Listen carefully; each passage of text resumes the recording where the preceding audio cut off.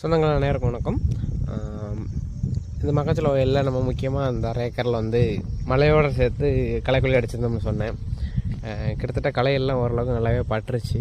மக்காச்சோளமும் நல்லாவே வளர்ந்து வந்துருச்சு. ஆனால் லைட்டாக மஞ்சள் கலரில் தெரியுற மாதிரி இருக்குது பார்த்தீங்களா. தண்ணி அதிகமாக நின்றதுனால அடியில் எல்லாமே பழுப்பு கொடுத்துருச்சு. இந்த மாதிரிக்கு